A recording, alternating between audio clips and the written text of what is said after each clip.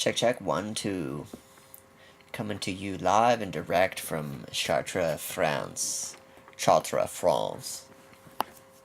Where we are on a very special, potent hillside that the ancient druids knew. The ancient druids would gather here in this area like 3,000, 5,000 years ago. I think it's like 3,000 years ago. They would gather here over and over and over, and they would have their sacred rituals here because they knew of the energy of this place, the telluric energy rising up from the earth. You know, these druids, they were in tune, you know, the people of the trees, essentially. And so they knew about this, and about 1,000 years ago there was a great cathedral built to the Divine Mother. Actually, it was built to the sacred marriage of the masculine and the feminine, and it was done in such a way here as to build on top of the energies here as opposed to wipe them out. And it was done by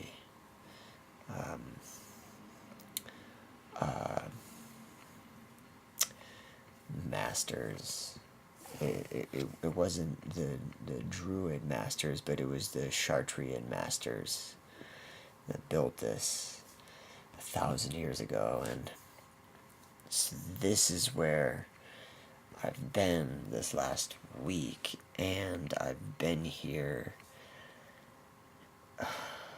studying Astronomica, which there is this new mystery school was founded on the 1,000th year anniversary about 6 years ago, and we've been studying. This is my first year here, but they've been studying the 7 liberal arts, classical liberal arts, and this last year, the 7th, is Astronomica, which is a combination of astronomy and astrology. And I am in the company of living masters. You've got Robert Powell, who is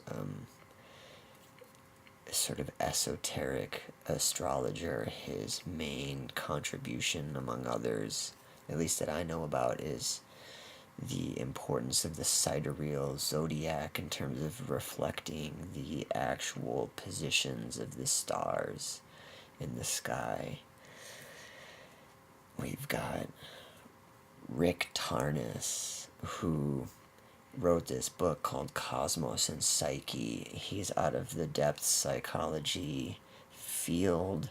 He's one of Stan Grof's proteges, and he's the director of the Philosophy, Cosmology, and Consciousness program at the California Institute of Integral Studies. It's a mouthful.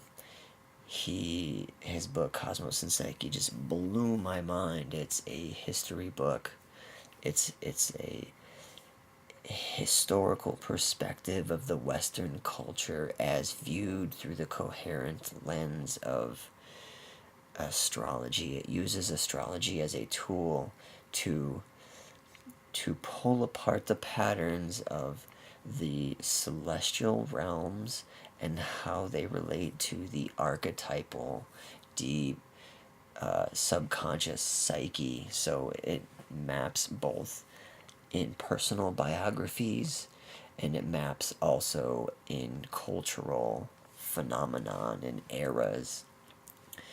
It's just, it's so profound. The rigor in it is amazing. I'm just like at a loss for words. It's shifted me It's changed my life.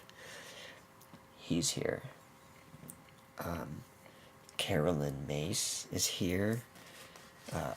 She's written many books, medical intuitive, and one of the books that I read of hers was called Sacred Contracts, and it's about some of the archetypes in all of us and how we interact with them and what they have to teach us, and how and stuff like that. So she's here, huge player. There's this French astrologer, her name is Lynn. What's her last name? Lynn Bell. Super knowledgeable woman. There's this lady, Linda Tucker, from as a conservationist of the white lions in Africa, and has this amazing story of going out on a trek in the middle of the bush in Africa, and having the car break down, and having a bunch of lions like circle her and pretty much like devour her and her team, and having this shaman woman walk out of the night and just essentially just walk through right up into this pride of hungry lions, and essentially just save her life. And so she's basically has started this school, the White Lion Sacred Leadership Academy. She's here, super potent woman. And then there's the president of Wisdom University, Jim Garrison. He's been giving these talks every morning, and he's like the Greco-Roman historical, like just, classical Yale educated, Harvard educated genius, like we're constantly referencing Pythagoras and Ptolemy and Plato and Aristotle, and even before that, like, how I believe it was Plato got some of his insights from the Egyptians, and how Ptolemy, took the lineage of astrology, from the Egyptians and the Babylonians, and remixed it a little bit. And I mean, we're talking like, BC, 100 years, several hundred years BC, several thousand years BC, like, and on and on and on. I'm sitting here just basking in this star wisdom from so many levels. It's absolutely mind-blowing. And some of the esoteric aspects of it is this, the soul's journey in terms of development. And so we're touching on reincarnation, and how the zodiac, how the stars inform and track, and basically how the soul incarnates from the greater spheres, and how it literally gets the different layers of itself as it sort of descends down, and the coordinating celestial mechanics that it takes to basically reach a body here, and manifest and coordinate conception, and what happens after death, and the traversal of the soul up through the spheres, and it's just mind-blowing stuff, and how the relationships between the spheres, these celestial archetypes, which is essentially the qualitative aspects that have been discerned over thousands of years.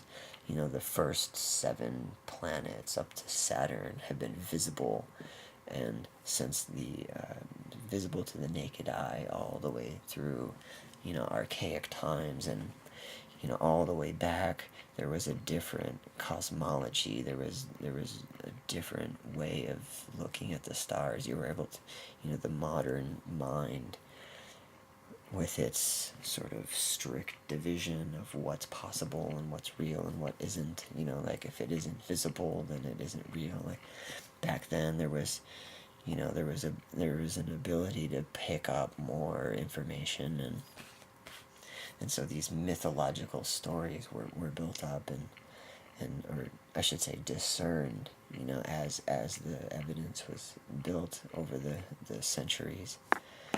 And even in the last 300 years, with the telescope, Uranus, Neptune, and Pluto have been discovered, and we've been discerning their archetypal characters of it, and with that, being able to correlate the nature of what's happening in the stars with terrestrial phenomenon, and with just, academic grade